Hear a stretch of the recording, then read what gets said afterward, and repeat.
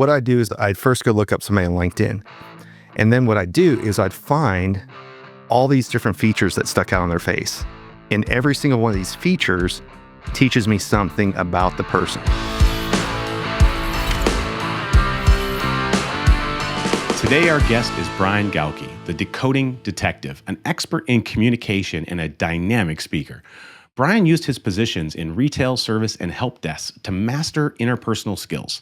Eventually, he discovered that there's a game-changing technique he's come up with of decoding facial features.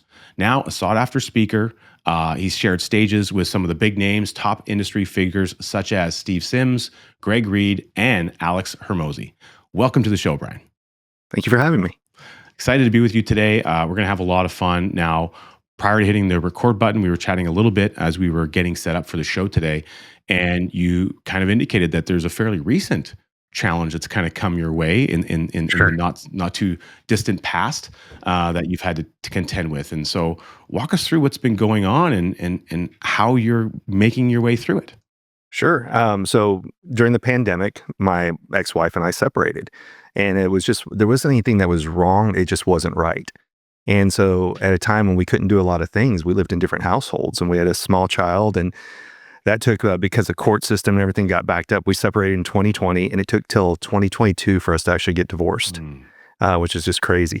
And so I got divorced and took on a lot of the debt and things like that to help pay off. And then I got fired from a job of 21 and a half years about 6 months later. Wow. So you talk about two dramatic lifestyle changes in a short period of time. That was my 2022. And it was some of the best things and some of the worst things at the exact same time. Yeah. Plus, on top of that, still dealing with, pandemic related after effects in the mix. And Yes. so, yeah, a number of things. So it's interesting. Obviously, the delay in kind of closing out things with the divorce, a lot of that would have been a lack of being able to go to being able to get in front of a judge or the legal system ramifications. So, Correct. so having that kind of extend or expand a little bit beyond maybe what it could have been. How did you find that was impactful for you and you guys as you were trying to make your way through that transition? Sure. Because it was taking so long, you just sit in limbo. And the problem, like anything else, is when you have too much time, you focus on what can be the negative things. So rather than, okay, it's done, it's time for us to move on, there was a lot of, when do we go to court? How do we settle things? So there was bickering before there was paper. Now, the good news is we make way better co-parents than we did being married. Nothing against her, nothing against me. It just wasn't meant to be long-term. But when you live in that time where you're kind of in the void of, well, you're not single, but you're not married, what do you do? And it just seemed to drag on forever and ever. And it was a lot of, in Texas, you go to a mediator first and then if you can't agree, then you have to go to court. But the mediators were so backed up, I think we had to wait 6 months to have the conversation. And it was all done over Zoom. But the good news is when it's done, it's done. Now, is every day perfect? No. There's still a lot of days that, we should remember why we're not married. But, we're also at a place where we did this past summer, we did a trip to Italy. And it was to show our daughter that we may be divorced, but she's not the reason. And just because you're not married doesn't mean you have to hate each other. That's phenomenal. I'm so glad to hear that. I mean, and I think that potential exists in a lot of relationships, and to hear that that's the approach that you guys have taken is absolutely it warms my heart to even know that that's the case, and also just congratulations for getting a chance to go to Italy. Oh yeah, I love Italy.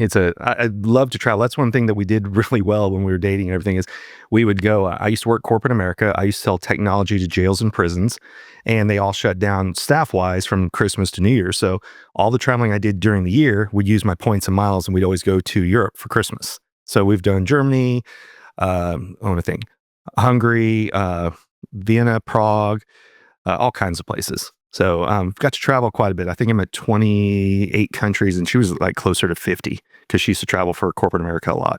Wow, amazing. So after the smoke kind of cleared, and you had, I guess, some finality to that part, like the official aspect of relationship. Things were pursuing along every day. Everything was going fine, and then all of a sudden, you walk into work one day and you get the notice. Like, how did that transpire? Where your 21-year endeavor with one company basically ended? Yeah. Social media. So, the company never tells you the reason that you're let go, but what happened is If you're familiar with traffic and conversion, I went with Steve Sims. So Steve Sims had a VIP ticket. I went along with him. He was my speaking coach at the time. So while I was working in corporate America, I knew I wasn't happy. And so I sold my soul for X amount of dollars, and I was miserable for 8 hours a day. So the way that I made myself happy was I would take vacation time and go attend events. And I knew I wanted to be a speaker. So there was never a conflict. I would take vacation days and I'd go speak for free. Maybe they pay my travel, something like that, or I would go and attend events, and that's how I'd recharge my battery. Well, at Traffic and Conversion, there was a guy named Ryan Magin, and he was doing like street style interviews, and we happened to meet the day before Traffic and Conversion, and he ran back into me. He's like, "We got to create some videos with what you do." And I'm like, "Okay." So we did a few videos, and I remember, I can tell you when I knew I was going to get fired, and it was November 2022. And I'm visiting my brother in Washington. We're there with my ex-wife and kid. And so like we still travel, even though we were getting divorced. And I log into TikTok, and he convinced me to create a TikTok account. I'm like, okay. But I never had anything as Brian Galke. Everything was subtle skills. All of a sudden it started saying all these people I knew saw my video. And what had happened is they may change the algorithm that if you had my phone number in your phone, they were showing you my videos. So I went from being subtle skills, never had my name anywhere, to all of a sudden, all these customers I work with, coworkers, everything are seeing the videos. And I was like, I know this won't end well. Then a week later, I was fired. And the paperwork said like repetitive poor performance. And that's after 21 and a half years, never having a single HR write-up, just getting rewarded on the company-wide call for winning another state contract and things in September. So it threw me for a huge loop because I knew I wasn't happy, but I was afraid to leave because I was making good money. But when that decision was made for me, I took the month of December off because I thought I've been working for almost 22 years for one company. I'm going to take a month off for me. And during that month, I pondered, what do I do? Do I go back to corporate America? Do I not? And I'd always wanted to be a speaker. And so I said, even if I have to live off my 401k for a year, I'm going to try it and see if this is really, truly what I want to do for a living or not. And 2023 was really rough because all I was doing was depleting my 401k. I was paying my own travel to speak, or maybe they paid my travel, but I had to pay, hotel, things of that nature, and meals and things. I had obviously child support now because I'm divorced. I have my own rent. I have bills. So my bills are going up and there's zero money coming in. And it was really challenging. There were a lot of days that I wanted to walk away and go, I can just go back to corporate America. But again, half my life I worked for a single company and I got zero going out the door. Nothing. So why not invest in myself? And a lot of people are scared to take from their 401k. Is it the best advice? No. But you know what? Who's to say how long you're going to live? So why not use the money to live? Because you can always make more money in the long run. Well, and more importantly, you have the opportunity to double down on yourself. And, from my vantage point, I firmly believe that you are your best asset. And you can go buy assets, but you can't go buy yourself. But you can invest Agreed. in yourself. And there's a difference. And that's the route that you decided to take. Yeah. Scary. Very, very scary. Wanted to quit a lot of times. And the universe is kind of funny because every time I thought about leaving, another gig would come in. And it wasn't enough to cover all my bills, but it was enough to keep me going. So I didn't have to take as much of my 401k that month. And so every time I really truly think about quitting, another gig comes in. And so it's like life giving you little tips, go, keep going, keep going. Yeah, that's incredible. And now with all this change, this focus, and now you've been basically full time at doing this now for a while. Yes. How have you find the progression starting to take? I mean, obviously, over 21 years, you built a lot of relationships. You got to know a lot of people. So I'm sure that is a big part of what's maybe helped you do this. And you mentioned Traffic and Conversions, great event to go to. I was at the one in 2024 actually in Vegas, and so I'm really curious. How have you seen the progression take place, and just getting through that first really hard year, and doubling down and being able to kind of like, I can keep going and just like almost buying yourself a few more months of energy as you were, getting these, speaking events coming through. Sure. And when did you start to see the tipping point where you said, you know what, I can double down on this? Yeah. It wasn't for year one for sure. Year one, I made less. I made in year one what I made 21 and a half years ago. So that was the really, really defeating part. Ironically, to the question you asked, in the 21 years I was working, because I chose to get out of that industry, my contacts weren't worth anything. Mm. However, my contacts from what I was doing to feed my soul of going to different events and things, that's actually what kept me going. So it was nobody in my 9 to 5 world that really supported me. It was more of the people I met at seminars, at conventions, things of that nature, that I would kind of like pick their brain a little bit. How are you doing this? How are you doing that? Luckily for me, several people just fell into my lap in a lot of ways. So, for example, the guy that taught me how to decode faces, I met him in 2010 by fluke circumstance, Mm. but I loved what he taught, and he changed my life. In 2019, when I was married, my ex had 90 days where we had to move to Scottsdale, Arizona. Well, they wanted her to move back and forth, but we decided to move the family there. And they said, hey, if this goes really well, would you be willing to do this over and over? And we thought, well, we can go on the nomadic life, but I couldn't do that with my corporate job. Now, Arizona and Texas are close enough that I could do that and still be there. But if they asked us to go East Coast or West Coast, I wouldn't be able to. So I reached out to my mentor and I said, hey, would you care if I taught this skill? He's like, no, not at all.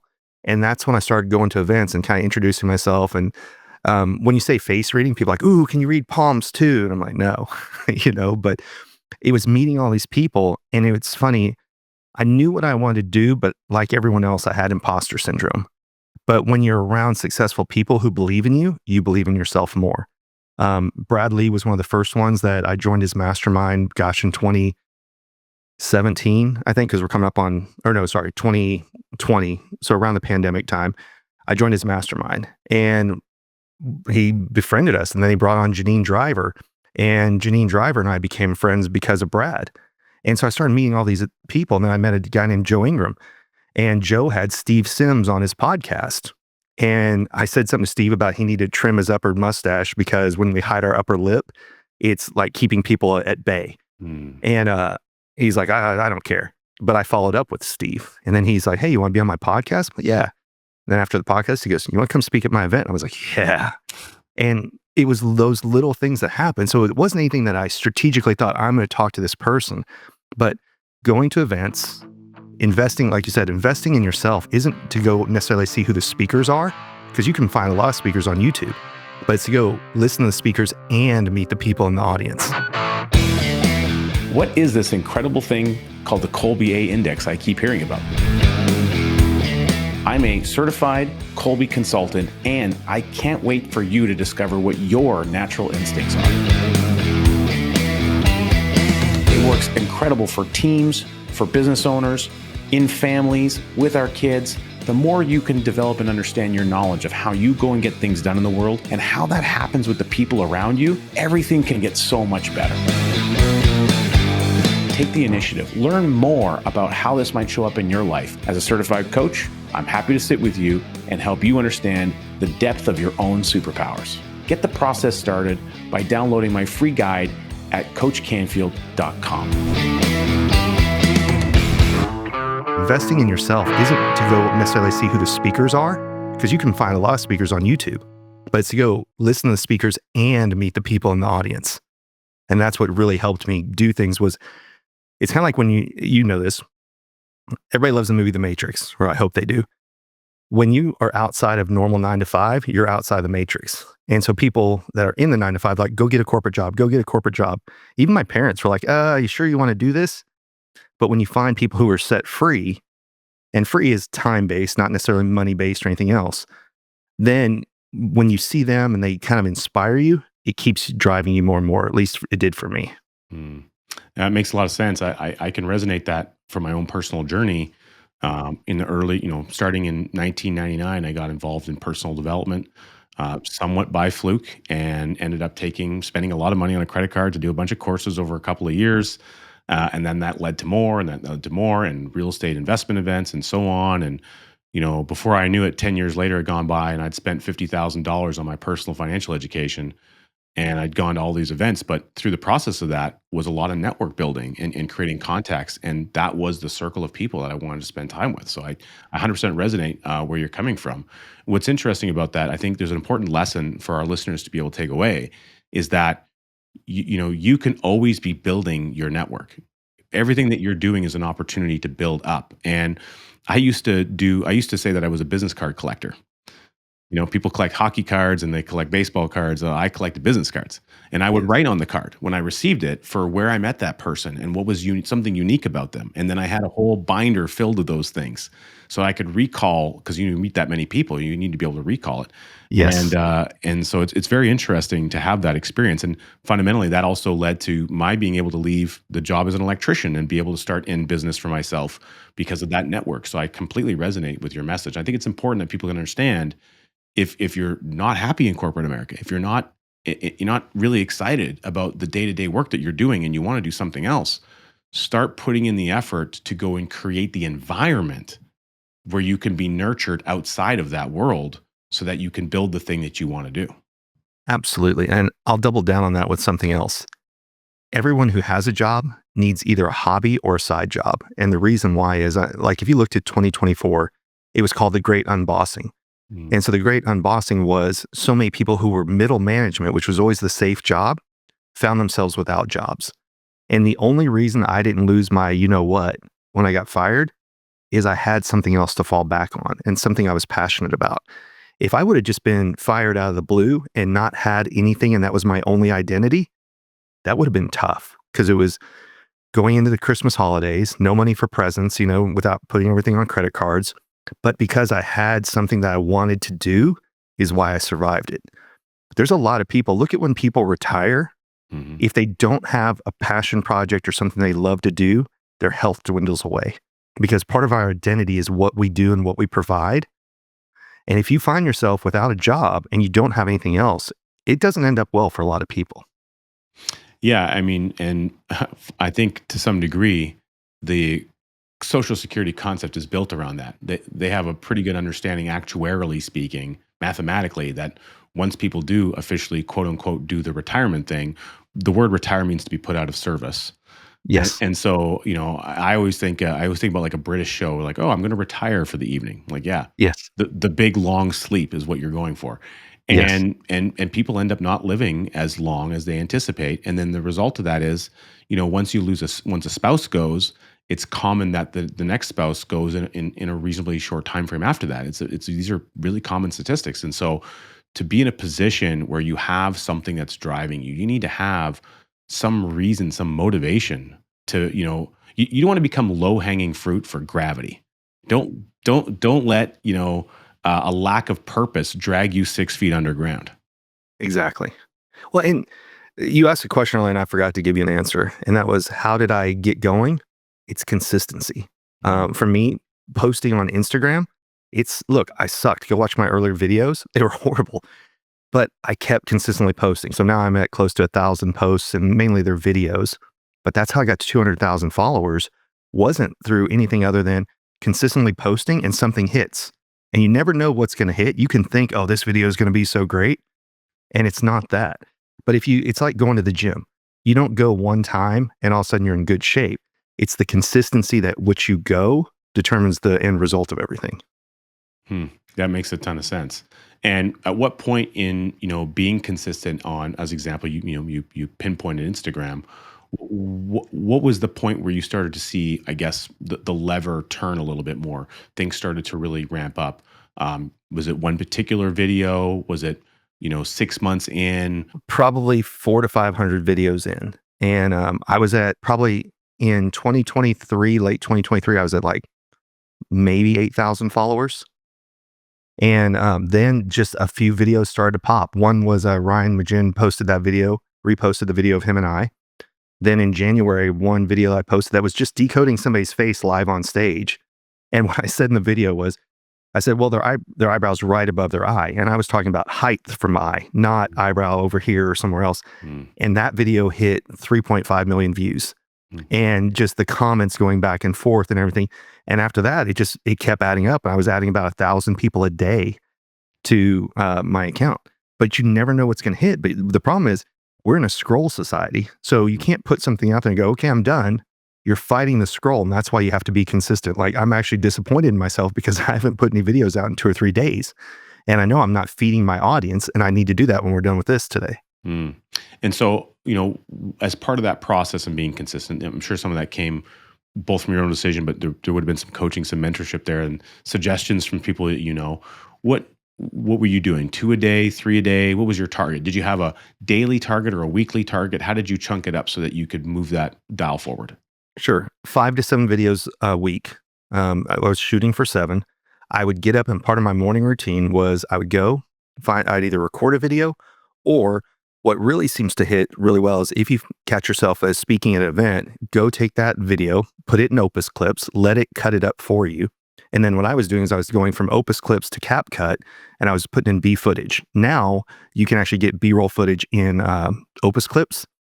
But what I found was it wasn't just me speaking, it was what pictures I was adding to it as well to capture people's attention. Because, we're in that scroll society. So what can you pop up that makes somebody pay attention for a minute? Have your captions turned on. That's a big one. Like 80% of people watch videos with the sound off. If you don't have words, they're going to go right past you. Different platforms, different things. Like if you look, LinkedIn is mainly a post a picture and write something. They just added videos recently. So I think they will catch up to the TikTok, the Instagram. But really, even Instagram, pictures aren't what's catching people's attention. It's stories and reels. And so it was being intentful of getting up every morning, creating a video or cutting up a video, putting in words to go along with it, and then using those 2 pieces of software. And that was part of my job every morning, was to do that for productivity. Makes a lot of sense. The other thing is if somebody asks me to do something, it's always a yes, even if it's only for a short period of time. So if somebody's like, hey, there's an event in Dallas, you want to go? Sure. Does it mean I always buy the most expensive ticket? No. Sometimes I'd buy the cheapest ticket just to be in the room and be seen and to get the knowledge. But my answer is like, if you get invited to something, go, because you can always leave. But you never know who you're going to run into that you didn't plan to. Yeah, there's something about being in the event, and in a people-based world where technology has moved people more onto screens, Zoom features, that sort of thing. There's less and less of that connection, but there's also a higher degree and desire to have it. So I think, I was sharing this on a previous episode that there's a high degree of wanting to be able to reconnect with people in a physical environment. And Absolutely. I think going to live events, whether it's concerts, hockey games, whatever, those types of things, but also like from a perspective of business owners, it's actually going to networking groups, going to mastermind events, going to events where they're industry specific to learn about marketing or learn about something, and trying to get really clear on what your objective is there. Is it a certain speaker you want to see? Is it a photo you want to get with a certain speaker? Right. Or do you want to walk away from that event having had 5 of the most incredible conversations that you've ever had in your life? How many people do you need to talk to get to make that happen? Exactly. And we've all heard it, you're one person away from your life changing. I've been lucky that I've met several people who have changed and altered my life. Janine Driver that I mentioned earlier, Brad introduced us. Her and I became friends. At the time, she was dating. So she'd send me pictures of the guys and go, read their face. I'm going to tell them that I'm going to do it. And I'd send back what their face would say. I'm like, here's what you have in common. Here's what's different. We became friends. In 2021, she was speaking at Bradley's event. And I was like, yeah, I think I'm going to go. And she goes, hold on one second. She calls back. She goes, you're going, but you're not going as an attendee. I'm like, what? Why? I want to go. I want to hang out with you guys. She goes, you're going as a speaker. And she'd called Brad and gave up 15 minutes of her time on stage to let me take my first stage. And let me tell you, it was not good. I had the microphone, it was shaking like this, and I wasn't really, my PowerPoints were kind of ugly, but I still loved doing it. And the affirmation of people could use what I was teaching immediately, even though it wasn't the best presentation, but the information made it to them. After that, I was like, this is what I want to do. Brian, this is fantastic. We're going to talk more about your speaking and how you overcame some of those challenges when we come back after this commercial break.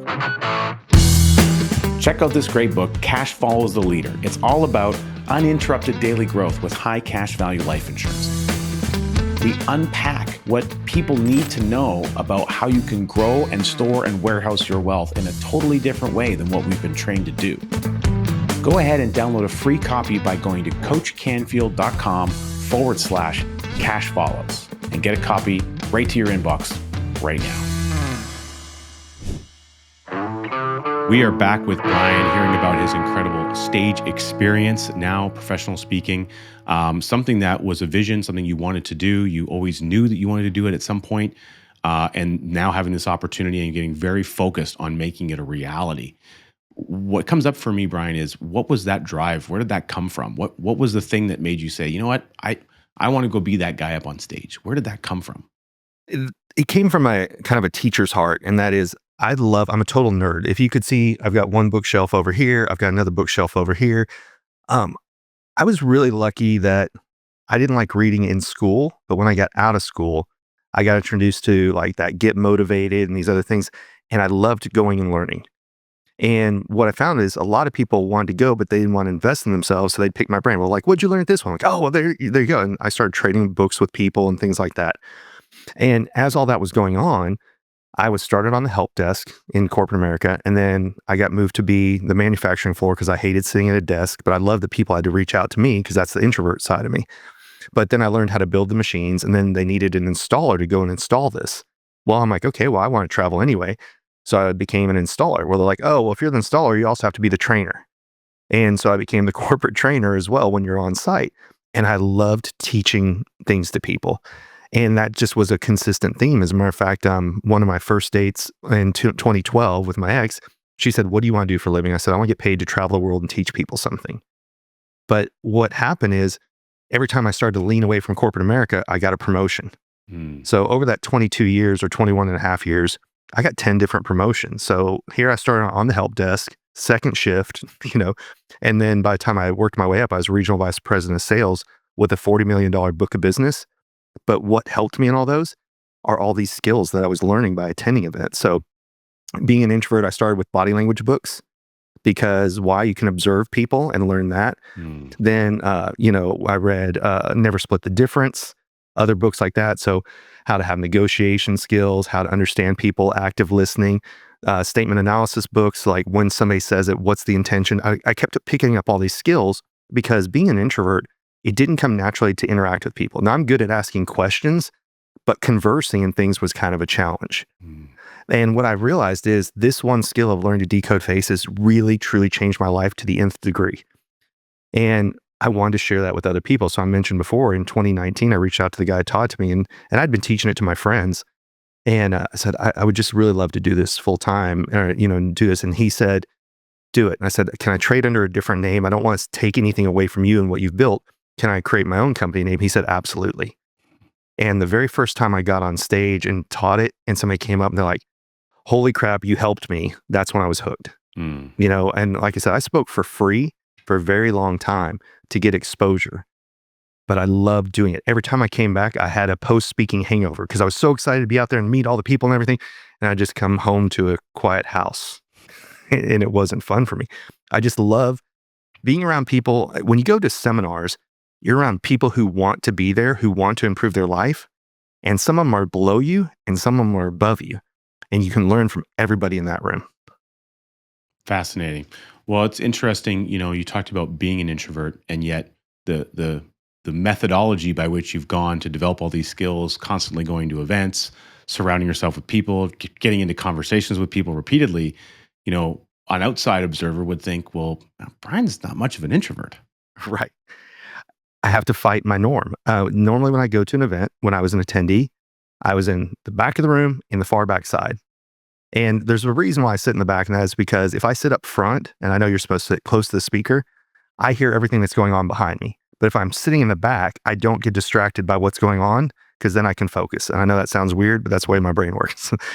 But I had to fight it. And when I became a speaker, what I would do is I would go and look up people on LinkedIn ahead of time. And when I was decoding their face, I felt like I was meeting up with a long lost friend versus walking into something cold. That's a way that it really helped me on this. And same thing when I used to do presentations, a lot of times we knew some of the people who were going to be in the room. So I'd go look them up on LinkedIn or find a picture of them on social media and figure out, how do they think? How do they take in information? And when I was making the presentation about the person and not me and my product, it changed things.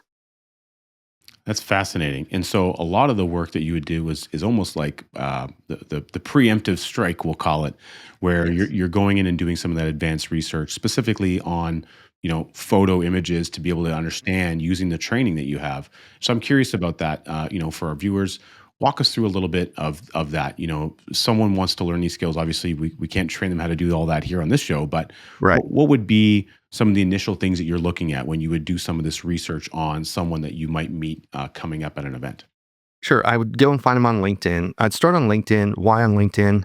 Because you're going to get a straight on, well lit shot a majority of the time. The reason I move off of LinkedIn is we don't know how long ago that headshot was. So I would use it to find the person, and then I would see, do they have a social media? Or I go Google their name.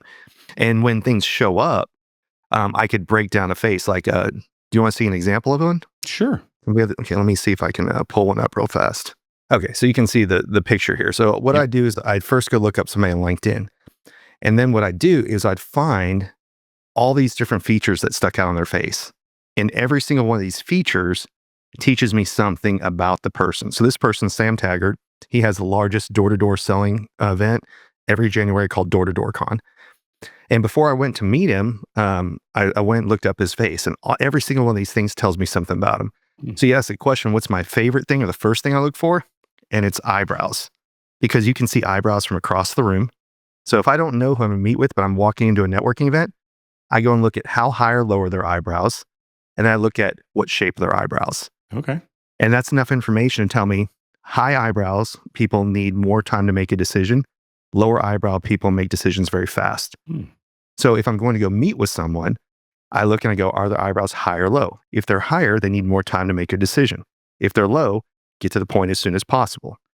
Now, people go, oh, you're saying somebody's smarter or dumber. No, sometimes waiting is the smarter move. Sometimes if you wait too long, you lose out. So there is no lot of people right or who make wrong. fast decisions make a lot of they make a lot of decisions real fast, but a lot of them aren't correct. Exactly. So when you start, what's funny is we talk about faces all the time. I'm going to show you one or two. We'll just, since we're looking at, like if you go and Google people without eyebrows, you take away one feature and it's like, we don't know how to talk to those same people. Now you can go the opposite direction of that, and that is you can draw eyebrows on and it changes how we see people as well. Or if you take away one feature, we feel like we don't even know who we're talking to. So it's funny, and we talk about eyebrows when we talk about highbrow humor and lowbrow humor in comedies. So highbrow humor is when somebody tells you a joke and you have to think about it and then you laugh. Lowbrow humor is Jackass and Three Stooges, instant physical comedy. So when you see people with higher eyebrows, think of it like a speed bump in the middle of the road. So if you imagine the forehead and data's trying to get down to get into your eye, the higher the eyebrow, I can only go so fast, go over the speed bump and try and speed up again.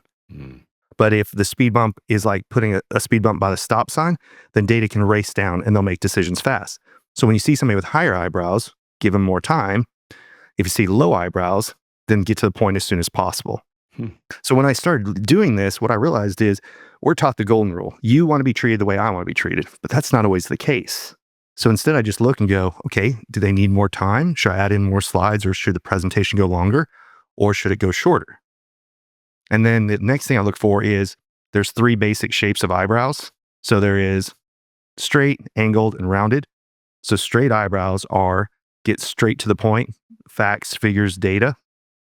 And we're taught by television and movies. So what is Spock known for? Logic. What eyebrows do they give him? Straight eyebrows. Even the old Leonard Nimoy, people thought they were angled, but no, they just did straight, but they did up like this. Warren Buffett's a good example. He looks at the numbers behind things. So facts, figures, and data. If they have angled eyebrows like I do, what's my angle? Help me understand it so then I can help other people. If I show you a picture of me at 18 versus 38, I used to have straight eyebrows. But remember I said I became a corporate trainer. Well, help desk, you have to learn it so you can help. Corporate trainer, I had to learn all the material so I could regurgitate it. So when you see somebody with angled eyebrows, they're considered authoritarian, but it's because the person needs to understand and then they can bestow knowledge. And then the last one you'll see is rounded eyebrows. Rounded eyebrow people think about the people around them, and people go, oh, well, Elon's all about Elon. Where did he invest his money? Into Tesla, right? So he made a bunch of money off PayPal and he invested in Tesla. Well, that's not about him. It was about creating things that people can use. And then there's SpaceX and other things. So it's not just about him. He's actually, if you look at where people put money and time, that tells you where their passion is. And what does he do with all of his, right? He puts in the things that help humanity to a degree. So it's kind of funny. I'll just show you one last one. We'll go back to just kind of talking. Nobody ever wants to look at me again once they realize what I do for a living. So I show my own face. And this is how much my face has changed over time. So when I was younger, my ears used to stick out more. Over time, they became closer to my head. Interesting. My eyebrows used to be straight. Now they're angled. And then my eyes used to angle down quite a bit. And that's another facial feature that tells you something about someone. So what's funny is this was actually all part of the academic system until Henry VIII had it yanked out. So he said, I don't like the idea that beggars and vagabonds can use this against their fellow man. And he had it pulled out of the English universities. That's incredible. Brian, this is fascinating. I can't wait to explore more of this. We're going to dive right back in after this quick break. In the year 2009, my life completely and totally changed. Something momentous and incredible happened to me. That thing was this incredible book, Becoming Your Own Banker. It was written by my mentor, an amazing friend of mine, R. Nelson Nash. It completely revolutionized and changed my entire life.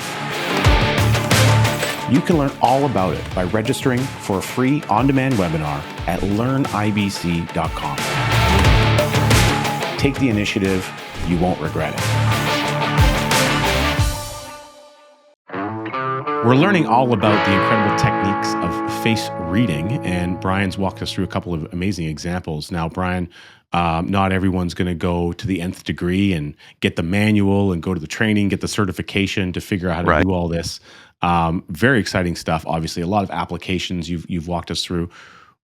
Someone's brand new. They just want to, maybe they're a person who is an introvert like yourself, and they want to be able to feel more confident or comfortable at a social event or a social gathering. Maybe that's the reason they want it.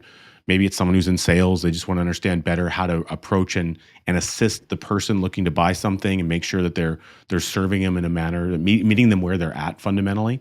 Yeah. What would you say are the top 3 things that would be helpful for someone to understand if they wanted to learn more about this and explore it? Sure. My favorite to begin with, like I mentioned earlier, is eyebrows. And the reason more and more is because eyebrows lead to eye contact, which is a lost art. But eyebrows tell us so much. So the high and low and the 3 shapes we covered tells you how do people take in information and how do they want it presented to them. So that's enough to be dangerous. And then I go to eye angle because I know, do they want to hear about the upside of things? Are they in the middle or do they angle down? And that tells you how to present the information. So if their eyes angle up, then I know they want to hear about the upside of things, talk about your features, talk about your benefits. If they're even, then they'll listen to both pros and cons. If their eyes angle down, they're worried about the downside. So what does that mean? Let me know that you're not just telling me that your product's the greatest on earth. What are challenges that you've had? Let me know that you've thought about this. So when I used to present, I would say, this isn't the first generation of our product. These are what we learned from these failures that helped us improve our product. So I took what's a concern, and then I could then turn it into a feature or benefit. But if I would have just talked about the bells and whistles, people think, oh, this guy's just blowing sunshine. And so you just learn to look at people and figure out, how do they take in information? Do they need time, or are they going to make a fast decision? How do they want it presented? Do you present it the straight eyebrows, facts, figures, data? The angled eyebrows, what's their angle? Help them understand it so they can help others. Then the rounded eyebrow, think about the people around them. So you talk about how the friends, the family, the coworkers do it. And then that eye angle, do they want to hear about the upside of things, or do they want to hear about the downside of things? And let you know that you've thought this thing through. So those are my simple ones. And for everybody listening, I thought I was brilliant when I bought Subtle Skills, right? It's a good name, but nobody can spell subtle. So if they want to get the cheat sheet, you can literally go to getthecheatsheet.com and it'll redirect you to my website. Great domain. Love that. Yeah. We have some similar ones. We have 7steps.ca, don'tspreadthewealth.com. Nice. I love those simple, easy to remember ones. We have cashfollows.com. So all those direct to some of our books, which is great. And that's a phenomenal domain.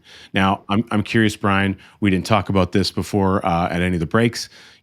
Leading up to our conversation, you probably had a chance to go check out a LinkedIn photo of me.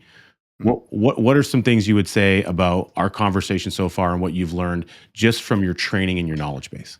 You want to have some fun? I do. Yeah, absolutely. Okay, then I'm going to have you look right at the camera and we'll just do it live. So give me 1 second. I have some cool software. Sketch is an Evernote software that you can get for your Mac. And so just look right straight ahead. All right. So let me go and share the screen so everyone watching can see this as well. Okay, so you can see the picture of yourself here. I can So indeed. we'll talk about a few things. So I'll add them and then I'll delete them while we're here. So the first thing is you have this area right here. That's called a brow ridge. So that is a process-driven person. Step 1, step 2, step 3, step 4. So if I'm giving you information, I can't do what's known as the waterfall technique, which is take your money and deliver a product. I need to explain what's going to happen during the process so you understand everything the way that it's going to work out. Then you have this part of your eyebrow right here angles away from the rest of your eyebrow. So this is considered, let me do it this way. There's two sides to everyone's face. There is a business side and there is a personal side. So let me do this. I'll move it over just a little bit. So we can be two totally different people. You're pretty symmetrical in eyebrows, eyes, and everything else. But this little feature right here is known as an access hair. So that's somebody that even though your eyebrows look a certain way, you go by your gut before you make the final decision. That's more on your personal side. You've got a little bit here, but I can definitely see it on this side. So that is called the access hair, and that's when you go by your gut. You have larger ears and smaller eyes. So if you look at the comparison here, so more of an auditory learner, but you also have this wide area right here. So you're a kinesthetic learner and you're an auditory learner. So I would use action words when I'm talking to you. And then I would give you something to hold, and I would use auditory terms because your ear, if we look at it, is larger in size than your eyes are. So I'd say things like, hey, does this sound like a good idea? Do you hear where I'm coming from? Mm-hmm. Hey, come come listen to this. I would use auditory words. I'm extremely visual. So even when I hang up the phone with somebody, I say, okay, I'll see you later. But we were having an auditory phone call. So it's just learning to speak other people's language. I'm going to get rid of this, but for a purpose, is the fact that you're auditory is you also have another line that affirms that as well. And that is you have this little line right here. So that's what's called a verbal affirmation line. So sincere verbal compliments go a long way if you see anybody with that line right there. So we'll change color so people can see it a little bit better. But that little line you have right there is the sincere verbal compliments go a long way with you. So I used to work with someone who title and pay didn't matter, but praise was important to them. And that's one of the visible signs. If you've ever read the 5 love languages, there's 3 of the 5 on someone's face. If they have fuller eyelids, it's time and attention. This wide area right here, which you do have, is right here. That is somebody who's physically demonstrative, uses action words, kinesthetic, hands-on learner. And then this one right here is words of affirmation. So you have 2 of the 5 love languages on your face when you're dealing with other people. Now, this one isn't so big, but you can still see it right here. So if I do this one, you can see that little line right there. And then the other part that's interesting is you have a flatter upper lip. So with that is you don't talk about yourself until people get the right to get to know who you are. So you have no problem talking shop because you have a larger lower lip right here, but you don't share a lot of personal information until like you decide, hey, this is a person I'm going to open up to. Yeah. Very cool. Then high and wide cheeks right here. So lots of energy. You can keep going and going. You've got a strong nose ridge right here. Your eyes are pretty even. Well, they angle up slightly.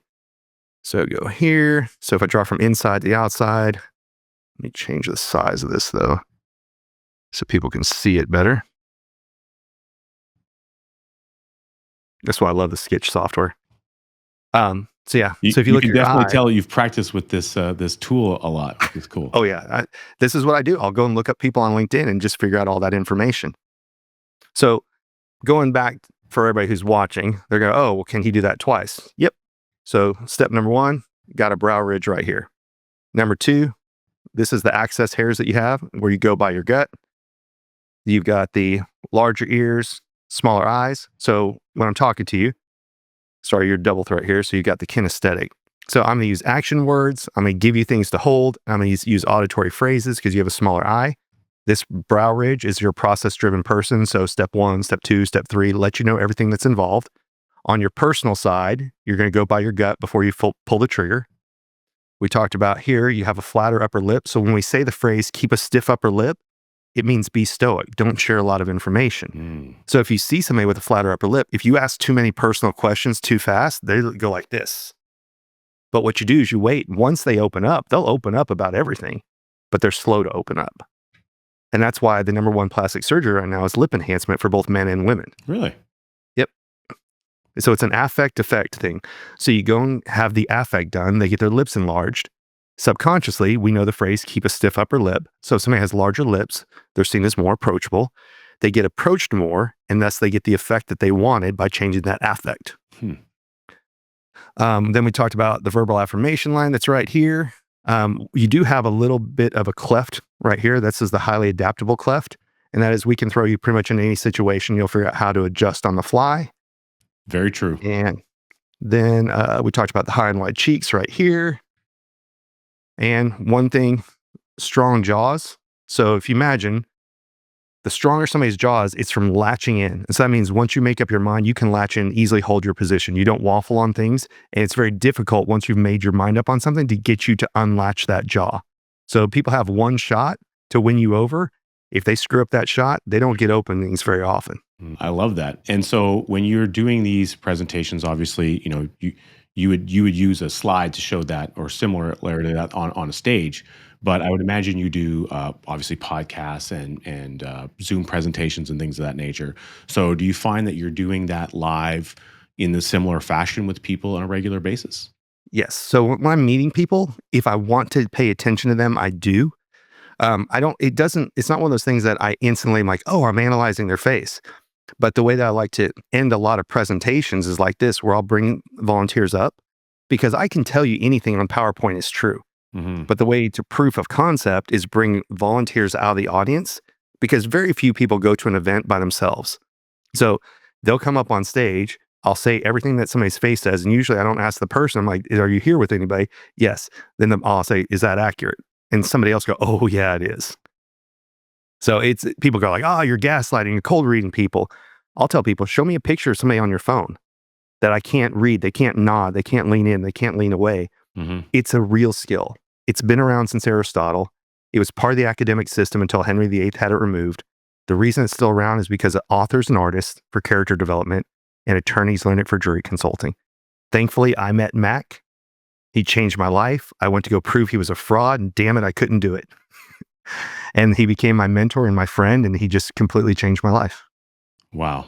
Brian, this was absolutely incredible. Loved it. Thank you so much, not only for unpacking and doing it live on the show for us. I think it's phenomenal. Hopefully people got a ton of value out of that. Make sure you go and get the cheat sheet, because I think that'll be hugely advantageous to anyone watching. I appreciate your time, appreciate you being with us and showing us what your subtle skills are. And for those of you tuning in, please make sure to tune in next week as we continue to unpack the major innovations and the challenges that are facing the entrepreneurs of today as they make a bigger and better, brighter future.